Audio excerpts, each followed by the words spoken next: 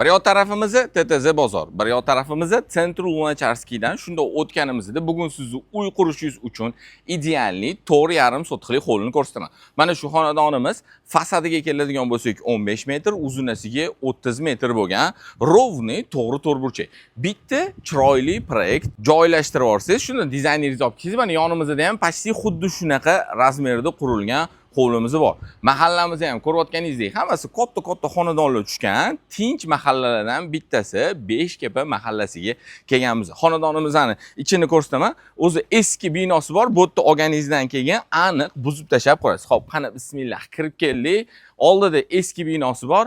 Etek qismi bo'lsa, ko'rayotganingizdek mana shunaqa hozirgi kunda yashil maydon qilib qo'yishgan. Xullas, shunda kelasizda yoki mana bu qurilmani buzib tashab, sirazu kotlovanni ko'lab qurilishni boshlab olasiz. Narxiga keladigan bo'lsak, 1 sotiqi 55 mingdan so'ralyapti, o'tib beradigan joyi bor. O'rta kashlasiz, joyi egalarining telefon raqamini yozib qo'yaman, murojaat qilaverasizlar.